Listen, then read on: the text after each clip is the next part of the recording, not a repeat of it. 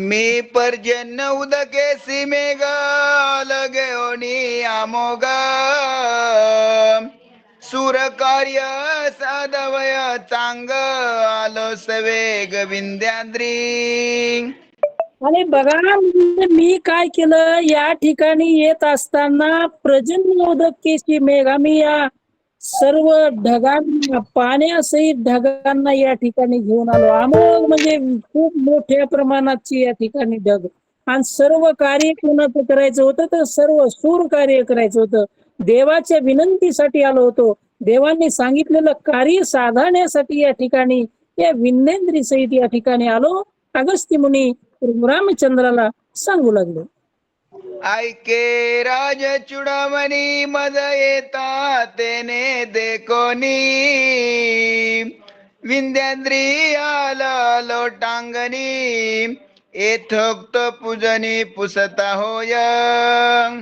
म्हणे हे बघ म्हणले, एक राज चुडामणी. राज चुडामणी कोणाला म्हणतात? उत्कृष्ट जो राजा असतो त्या राजाला. हे बघ भगवान प्रभू रामचंद्राला अगस्त्य मुनी सांगू लागले, मी या ठिकाणी आल्यानंतर किंवा मला या ठिकाणी येताना पाहिल्यानंतर विंध्येंद्री नावाचा जो पर्वत आहे तो म्हणले या ठिकाणी शरण आला.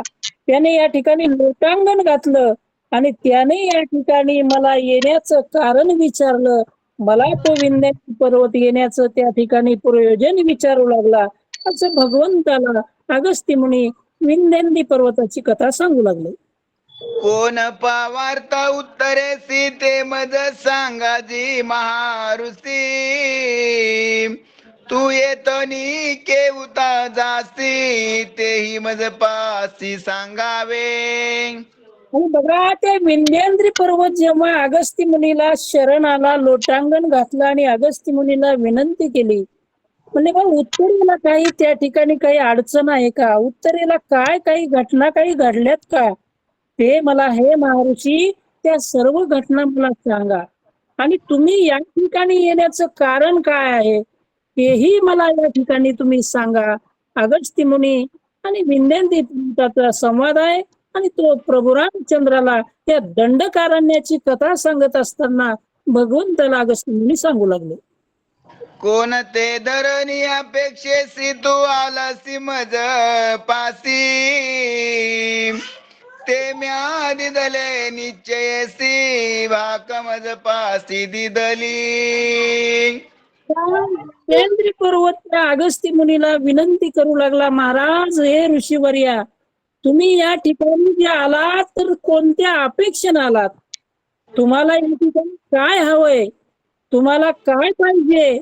आणि मी तुम्ही नक्की मला सांगा. तुम्हाला वचन आहे माझं, तुम्ही जे मागाल ते मी द्यायला तयार आहे. विंध्येंद्री पर्वत अगस्त्य मुनीला बोलू लागले. त्यासी उत्तरेची वार्ता म्या सांगितली श्री रघुनाथा तेही तुझ मी सांगेन आता यथार्थता अनुवादू. बघा त्या विंध्येंद्री पर्वताला अगस्त्य मुनी बोलू लागले, अरे विंध्येंद्री, तुला उत्तरेकडे काय घडलंय? उत्तरेकडच्या ज्या ज्या घडलेल्या घटना आहेत त्या मी तुम्हाला सांगतो. आणि त्याच घटना मी प्रभू रामचंद्रा तुम्हालाही मी सांगेन. यथार्थता म्हणजे योग्य तो अनुवाद, ज्या ज्या गोष्टी घडल्या त्या व्यवस्थितपणानं सत्तर तुम्हाला मी सांगेन. तुम्ही ऐका. प्रभू रामचंद्राला अगस्त्य मुनी बोलतात, विंध्याद्री तुझ प्रताप कोणी मेरू सीमा कंप सुरा सुरा महासंताप तुझे स्वरूप अतिश्रेष्ठ. बघा विंध्येंद्री पर्वतानं जेव्हा अगस्त्य मुनीला विनंती केली, हे ऋषीवर्या तुम्हाला काय हवंय, तुमचं इथे येण्याचं प्रयोजन काय आहे, तेव्हा अगस्त्य विंध्येंद्री पर्वताला बोलू लागले, अरे विंध्याद्री, तुझा प्रताप मोठा आहे, तुझी ख्याती मोठी आहे. आणि तुझा प्रताप, तुझी ख्याती बघून मेरू सारख्या पर्वताला सुद्धा कंप सुटतो. म्हणले तो सुद्धा थरथर कापायला लागतो. सर्व देव सुंदर सुद्धा त्या ठिकाणी म्हणले तुझ्या या प्रतापाला भीतात. तुझं स्वरूप ते अतिशय श्रेष्ठ अशा प्रकारचं आहे. अगस्त्य मुनी विंध्येंद्री पर्वताला बोलतात, पाहता या पृथ्वी माधरी विंध्याद्री तुझी थोरी वाणिजे ग सुरी तुझी सरी मेरून पवे. सगळ्या पृथ्वी तलावर, या सगळ्या जगामध्ये, या सगळ्या विश्वामध्ये विंध्याद्री तुझी जी थोरी आहे, तुझा जो मोठेपणा आहे हा खूप मोठा आहे म्हणले. सगळे सुरानं जरी त्याची त्या ठिकाणी तुझी स्तुती केली तरी सुद्धा ती कमी पडेल.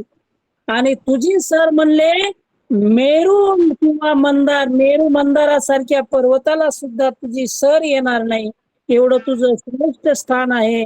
विंध्याद्रीला अगस्ती मुनी बोलू लागले आणि अगस्ती मुनी प्रभू रामचंद्राला दंडकारण्याची कथा सांगू लागले. ऐसे ऐकोनिय वचन विंध्याद्री उल्हासला पण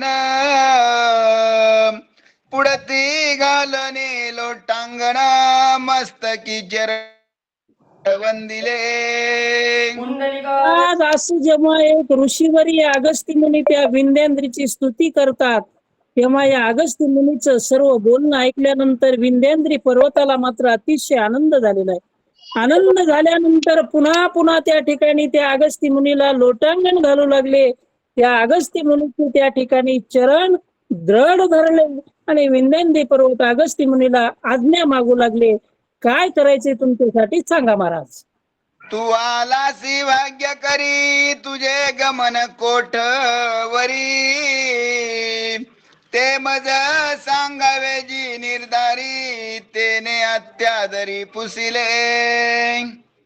म्हणले त्या विंध्याद्री पर्वतानं म्हणले मला अगस्ती मुनी भगवंताला सांगू लागले. त्यांनी सांगितलं की बाबा तुमचं या ठिकाणी आगमन कुठपर्यंत आहे आणि तुम्ही खूप भाग्याने या ठिकाणी माझ्यापर्यंत आलात. कारण संत भेटी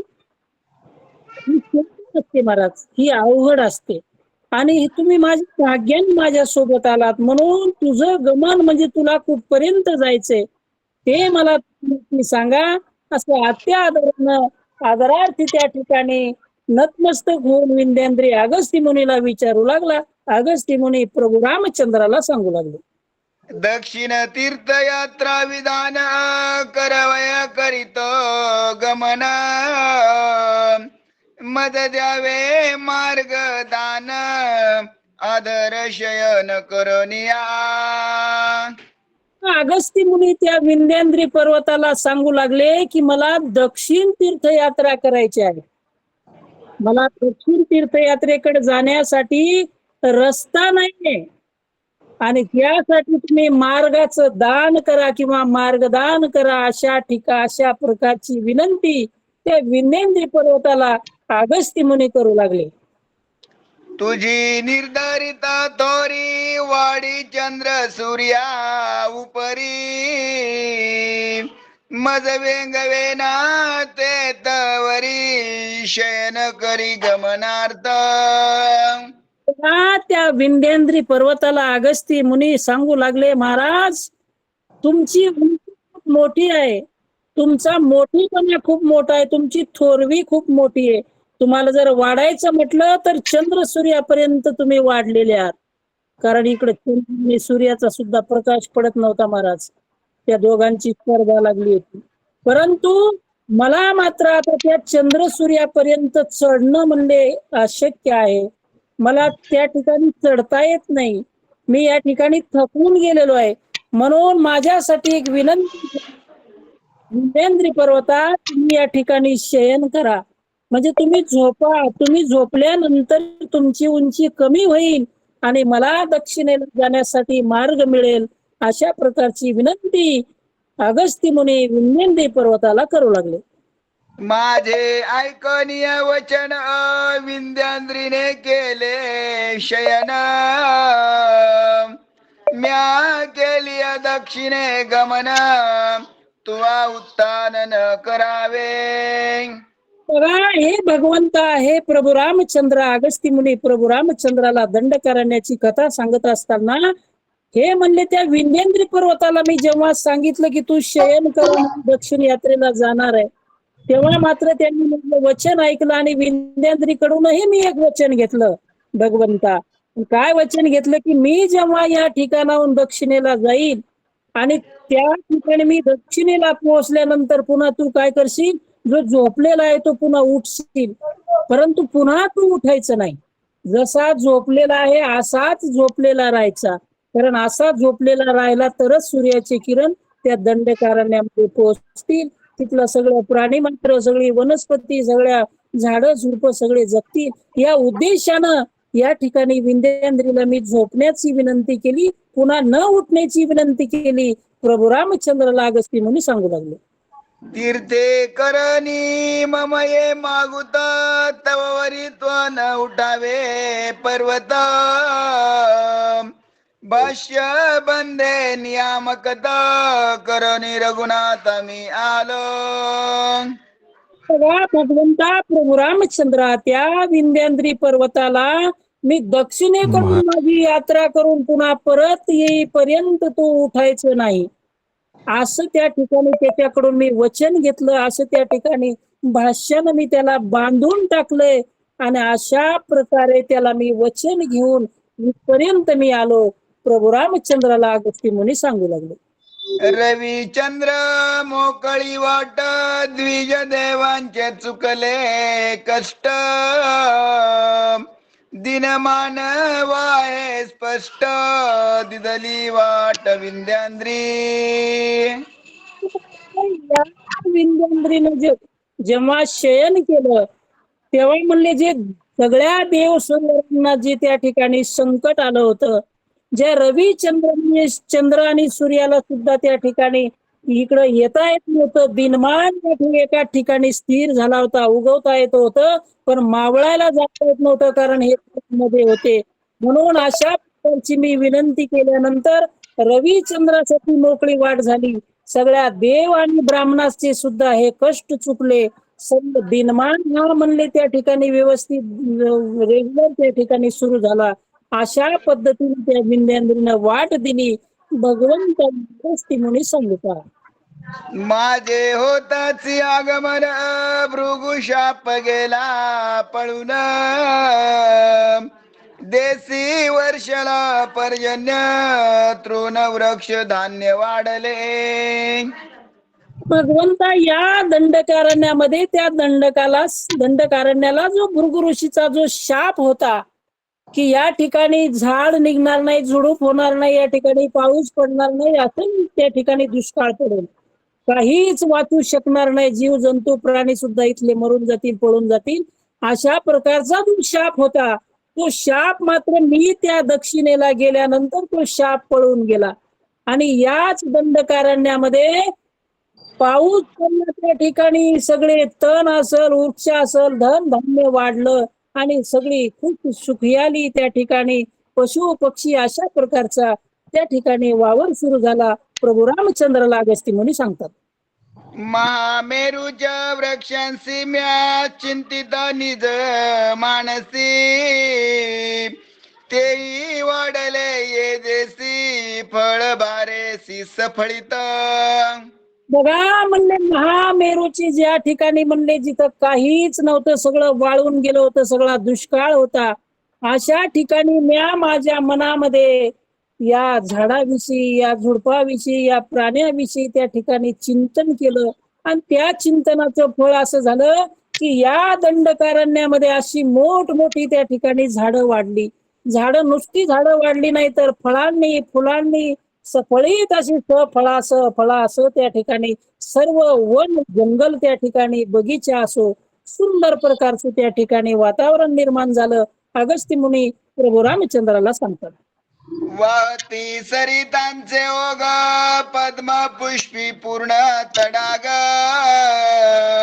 नाना पक्षी गण अनेक गजसिंह मृग क्रीडती. म्हणले मी या ठिकाणी माझं आगमन झाल्यानंतर या दंडकारण्यामधून सरितांचे ओघ वाहती, म्हणजे बघा या ठिकाणी म्हणले नद्या व्हायला लागल्या, पद्म पुष्पी पूर्ण तडाख सर्वच्या सर्व त्या ठिकाणी असणारे जे छोटे छोटे छोटे छोटे तलाव होते ते तलाव पूर्ण पाण्यानं भरून गेले. वेगवेगळ्या प्रकारचे पक्षी या ठिकाणी येऊ लागले. गज असं म्हणजे हत्ती असतील, सिंह असतील, हरण असतील, या ठिकाणी स्वच्छंदानं त्या ठिकाणी क्रीडा करू लागले. अशा प्रकारच्या या दंडकारण्याला पुन्हा त्या ठिकाणी सुवर्ण दिन आले असं त्या ठिकाणी अगस्त्य मुनी प्रभू रामचंद्राला सांगतात. मदसवे येऊन ऋषी झाले दंडकारण्यवासी, कोणी राजा नाही या देशी, म्हणून राक्षसी व्यापिले. या ठिकाणी म्हणले माझ्या आश्रयानं किंवा माझ्या सानिध्यामध्ये अनेक प्रकारचे ऋषी असतील, त्या ठिकाणी ब्राह्मण असतील, सर्वच्या सर्व या दंडकारण्यामध्ये वास करू लागले. कारण या दंडकारण्याला कोणताच राजा नव्हता. राजा नसल्यामुळं ज्या ठिकाणी किंवा ज्या देशाला राजा नसतो ना त्या ठिकाणी परकीयांचं आक्रमण होत असते. आणि तो चांगला असेल तर परकीय त्या ठिकाणी आक्रमण करू शकत नाहीत. अशा पद्धतीने केलं आणि या राक्षसाने हे दंडकारण्य व्यापून टाकलं. प्रभू रामचंद्राला अगस्त्य मुनी सांगतात. दंडक शापे दंडकारण्य ते करावयाती पावन, तू आलासी श्री रघुनंदन, राक्षसघ्न प्रतापी. या प्रभू रामचंद्रा या दंडकारण्याला जो दंडकाचा शाप होता, भृगूचा जो शाप होता, त्या शापामुळे हे दंडकारण्य ओसाड झालं होतं. परंतु आता तीच दंडकारण्य अतिशय पावन अतिशय पवित्र करण्यासाठी, त्या राक्षसांची या ठिकाणी जी व्याप्ती वाढलेली ही व्याप्ती कमी करण्यासाठी, राक्षसांचं निर्दळन करण्यासाठी या ठिकाणी रघुनंदना तुझं आगमन झालेलं आहे. तुझे या दंडकारण्यामध्ये या ठिकाणी आगमन जे आहे हे म्हणले या दंडकारण्याला अति पावन करण्यासाठी झालेलं आहे. प्रभू रामचंद्राला अगस्त्य मुनी बोलतात. तुझे झाली आगमन राक्षस निर्दाळीसी संपूर्ण, एतनी आता वस्ती जाण वचन पावन श्रीरामे. म्हणले बघता तुझं या ठिकाणी या दंडकारण्यामध्ये आगमन झाल्यानंतर या ठिकाणी असणारे सर्व प्रकारचे राक्षस सर्वांचं निर्दळन तुझ्या हातून या ठिकाणी होणार आहे.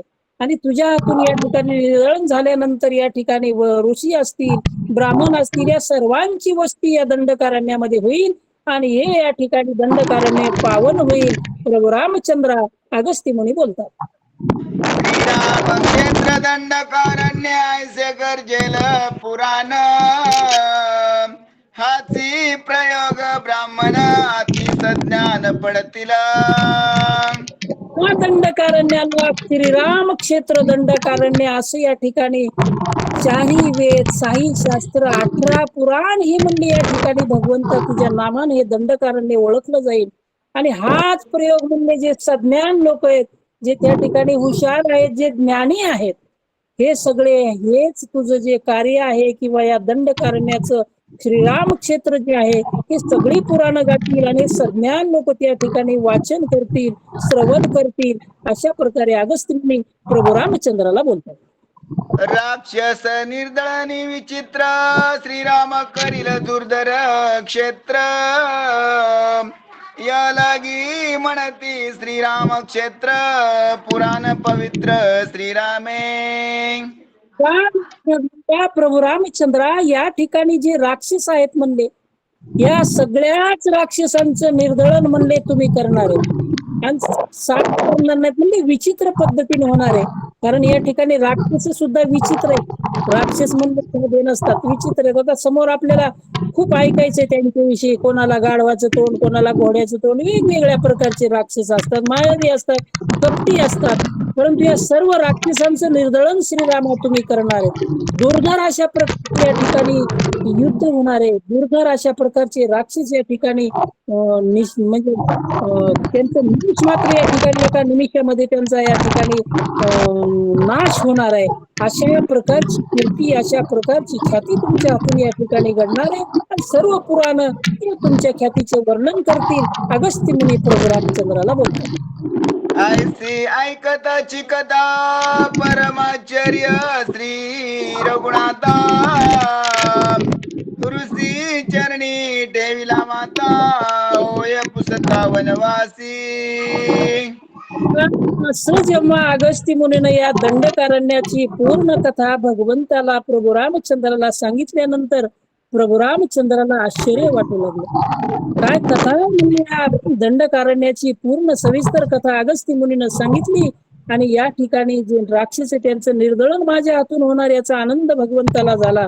कारण भगवंताचा अवतारच त्या ठिकाणी त्यासाठीच असतो. यदा यदा ही धर्मस्य ग्लानिर्भवति भारत अभित्थानम धर्मस्य तदात्मन सृजाम्य. जेव्हा जेव्हा या पृथ्वी तलावर या विश्वामध्ये अधर्मता माजेल, अधर्म त्या ठिकाणी वाढेल, तेव्हा तेव्हा भगवंत या पृथ्वी तलावर येतो आणि याचा आनंद भगवंताला झाला.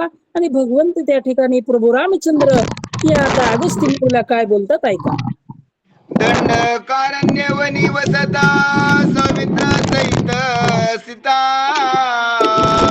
म्या वसावे कोटे आता तेही तत्व तमज सांगे. जगाचे मालक असणारा ब्रह्मांड नायक असणारा त्या ठिकाणी अगस्ती मुनीला विचारू लागले.